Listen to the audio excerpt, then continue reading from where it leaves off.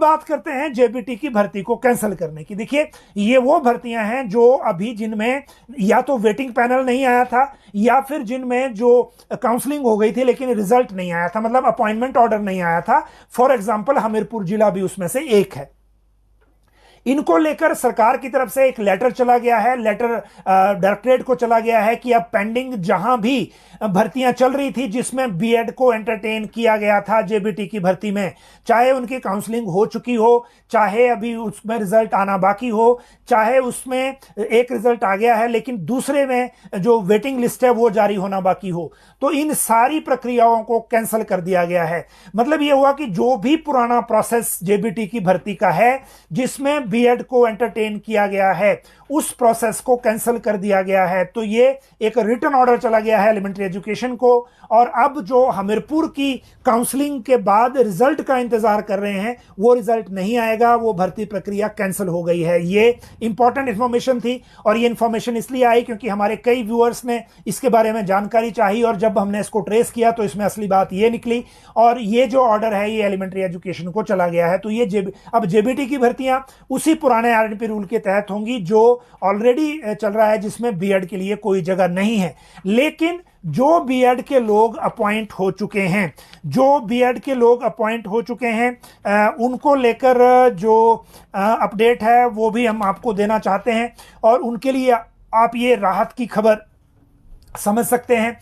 और राहत की खबर इसलिए क्योंकि हाई कोर्ट का जो फैसला आया था उसके बाद बीएड को एंटरटेन करना शुरू किया गया था हिमाचल में जेबीटी की भर्ती में, और बीच में फिर सुप्रीम कोर्ट का जो फाइनल डिसीजन आया 11/8/2023 को, उन्होंने इनकार कर दिया कि प्राइमरी में बीएड का कोई काम नहीं है और बीएड का कोई रोल भी नहीं है।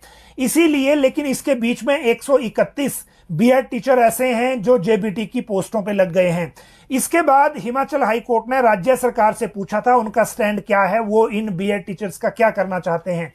तो जो राज्य सरकार का रिप्लाई दायर हुआ है ये रिप्लाई दायर हुआ है रिव्यू पिटीशन 10/2022 में, जबकि जेबीटी वालों की जो रिव्यू पिटीशन है वो 11/2022 थी। इन दोनों के केसेस में हिमाचल सरकार से हाई कोर्ट ने पूछा था कि वो इन बीएड वालों का क्या करना चाहते हैं। तो सरकार ने कोर्ट में ये कहा है कि जो 131 बीएड जेबीटी के टीचर्स के अगेंस्ट नियुक्त हो गए हैं हम उनको नहीं निकालना चाहते। ये हिमाचल सरकार ने कोर्ट में रिटर्न रिप्लाई में सबमिट किया है। हालांकि हिमाचल हाई कोर्ट ने 19 अक्टूबर को अब सुनवाई तय की है इस केस की, और उसमें फिर पता लगेगा कि आगे इसमें क्या करना है, क्या होगा, क्या डिसीजन इसमें आएगा, वो फिर चीजें आगे हैं। मतलब दो चीजों की तरह के साथ एक साथ हुआ है। पहली बात ये हुई है कि जो बीएड की जो अगली भर्तियों जेबीटी की अगली भर्तियों में बीएड नहीं आएंगे, जो प्रोसेस कंप्लीट नहीं हुआ था, चल रहा था, उसको कैंसिल कर दिया गया है जेबीटी की भर्तियों का। अब नई भर्ती प्रक्रिया सिर्फ जेबीटी डीएलएड के लिए ही होगी, ईटीटी भी उसमें आते हैं। हालांकि ईटीटी के लिए विजिलेंस इंक्वायरी अलग से भी चल रही है, तो कुछ उसमें शक और संदेह बहुत सारे हैं। इस बार अगर उनको काउंसलिंग में लेना है तो एजुकेशन डिपार्टमेंट को, एलिमेंट्री को, डिप्टी डायरेक्टर्स को बहुत कॉशियस होकर एटीटी के सर्टिफिकेट्स की बैकवर्ड कंफर्मेशन भी करनी होगी उस इंस्टीट्यूट से जहां से वो पास करके आए हैं।